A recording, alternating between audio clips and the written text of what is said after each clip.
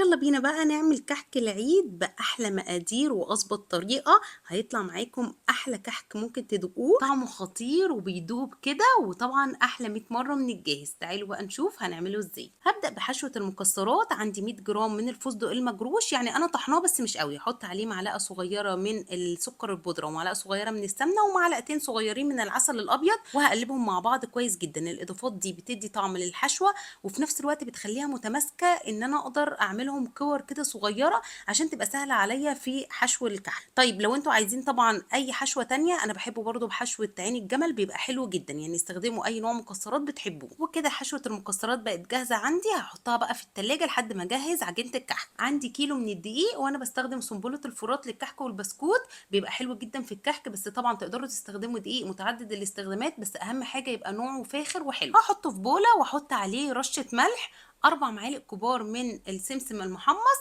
معلقه صغيره من البيكنج باودر، وكمان معلقه صغيره من ريحه الكحك ممكن تستغنوا عنها، بس هي بتدي طعم حلو قوي للكحك. هقلبهم مع بعض كويس جدا واسيبه بقى على جنب. هجيب نص كوبايه من الميه الدافيه واحط عليها معلقه صغيره من الخميره واقلبهم مع بعض كويس جدا واسيبهم برده على جنب. في بوله بقى كبيره بجيب 550 جرام من السمنه. انا بوزن السمنه وبعد كده بحطها في التلاجة تجمد. لازم السمنه تبقى جامده عشان تتضرب كويس قوي مع السكر البودره. حطيت عليها 4 معالق كبار بس مش مليانين من السكر البودره، وهبتدي ان انا اضربهم مع بعض كويس جدا لحد ما القوام يبقى فاتح وكريمي بالشكل اللي انتوا شايفينه ده. مهم جدا ان انتوا توصلوا للقوام ده. بعد كده هبتدي ان انا اضيف الدقيق اللي انا كنت لسه مجهزاه، وهقلبهم بقى مع بعض كويس جدا. المرحله دي اهم مرحله في الكحك. لازم الدقيق يتعجن كويس جدا مع السمنه، وخدوا وقتكم فيه. يعني لو انتوا بتشتغلوا بعجان هياخد وقت اقل، ولو انتوا بتشتغلوا بايديكم طبعا هياخد مثلا مش اقل من ربع ساعه. المهم ان انتوا توصلوا للقوام اللي انتوا هتشوفوه دلوقتي ده. الدقيق اتشرب كويس جدا من السمنه، والعجينه بتبقى ملزقه قوي وطريه بالشكل اللي انتوا شايفينه ده. لازم توصلوا للقوام ده علشان الكحك يطلع معاكم ناعم وحلو. بعد كده هبتدي ان انا اضيف نص كوبايه الميه اللي انا مقلبه فيها الخميره.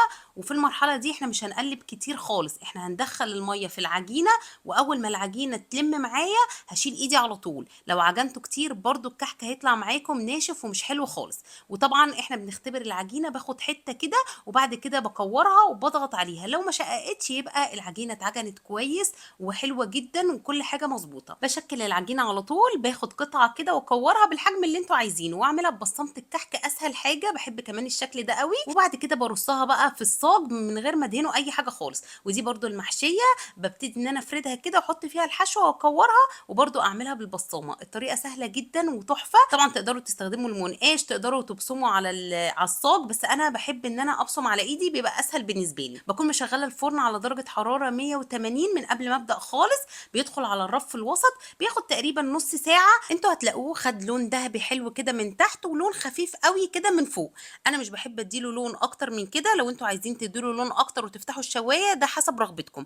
انا بحب لون الكحك يبقى منور كده واخد لون حلو قوي من تحت، ومن فوق واخد لون ذهبي فاتح. ومش بنلمس الكحك خالص طول ما هو سخن على الصاج، بنسيبه يبرد خالص. وبعد كده ممكن نرصه في علبه محكمه الغلق عشان نحتفظ بيه. ووقت التقديم بتحطوا عليه السكر البودره. شايفين بقى شكله حلو ازاي؟ النقشه زي ما هي وريحته قلبه البيت كله، وكمان بقى من جوه كان هش جدا ماسك نفسه. بس اول ما بتحطوه في بقكم بيدوب كده. بجد يا جماعه طعمه كان خطير خطير. دي اظبط طريقه تعملوا بيها كحك العيد، هيطلع معاكم حلو قوي. لو عملتوه دوقتوه لاي حد مش هيصدق ان انتوا عاملينه في البيت من جماله.